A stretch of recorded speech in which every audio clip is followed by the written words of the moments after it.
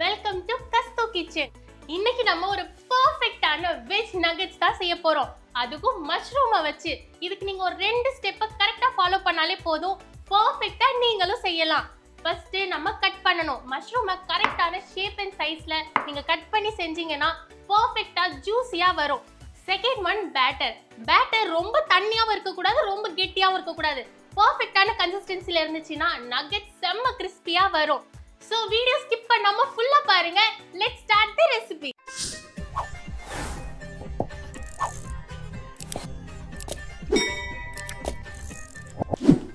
Nugget செய்யறதுக்கு நான் இன்னைக்கு ஒரு பாக்ஸ் மஷ்ரூம் எடுத்திருக்கேன். நல்லா உப்பு போட்ட தண்ணியில 2-3 வாட்டி நல்லா சுத்தம் பண்ணிட்டு அதுக்கப்புறம் கட் பண்ணிக்கோங்க. இந்த மாதிரி திக்கா கட் பண்ணிக்கோங்க. ரொம்ப மெலிசாவும் இருக்கக்கூடாது, அதே சமயம் ரொம்ப தடிமனாவும் இருக்கக்கூடாது. பாத்தீங்களா, இந்த மாதிரி இருக்கணும். அடுத்து மஷ்ரூம் கோட் பண்ண பேட்டர் ரெடி பண்ணிக்கலாம். பவுல்ல 1 கப் மைதா மாவு, இதோட 1/2 டீஸ்பூன் மிளகுத்தூள், 1 டீஸ்பூன் மிளகாய் தூள், 1/2 டீஸ்பூன் பேக்கிங் பவுடர், இதோட 1/2 டீஸ்பூன் மிக்ஸ்டு ஹர்ப்ஸ். உங்கள்ட்ட மிக்ஸ்டு ஹர்ப்ஸ் இல்லைன்னா நீங்க உங்கள்ட்ட என்ன ஹர்ப்ஸ் இருக்கோ அதை ஆட் பண்ணிக்கலாம். கொஞ்சமா உப்பு சேர்த்துட்டு ஃபர்ஸ்ட் ட்ரை இன்கிரீடியன்ஸ்லாம் நல்லா மிக்ஸ் பண்ணிருங்க.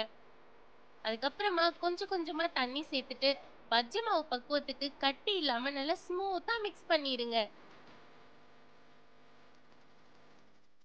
பேட்டரோட கன்சிஸ்டன்சி செக் பண்றதுக்கு இந்த மாதிரி ஒரு ஸ்பூனை உள்ள விட்டீங்கன்னா ஒரு லேசான கோட்டிங் இருக்கணும். அப்ப கரெக்டா இருக்குன்னு அர்த்தம்.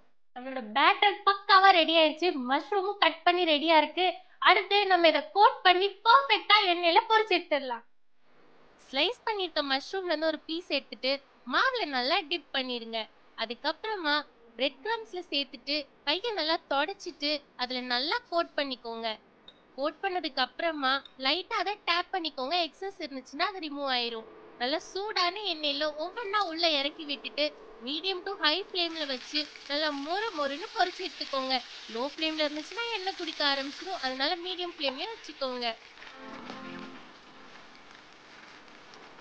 நல்லா கோல்டன் ப்ரௌனா நம்மளோட மஷ்ரூம் நகெட்ஸ் கிறிஸ்பியா ரெடி ஆயிடுச்சு. சுட சுட இந்த நகெட்ஸை கெச்சப் மைனீஸோட சர்வ் பண்ணீங்கன்னா பக்காவான ஈவினிங் ஸ்நாக்ஸா இருக்கும். கண்டிப்பா இந்த நகெட்ஸை ட்ரை பண்ணி பாருங்க.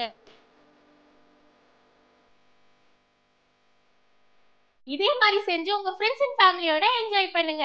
அடுத்தடுத்த ரெசிபிஸ் பார்க்க மறக்காம நம்ம சேனலை சப்ஸ்கிரைப் பண்ணிக்கோங்க. பை.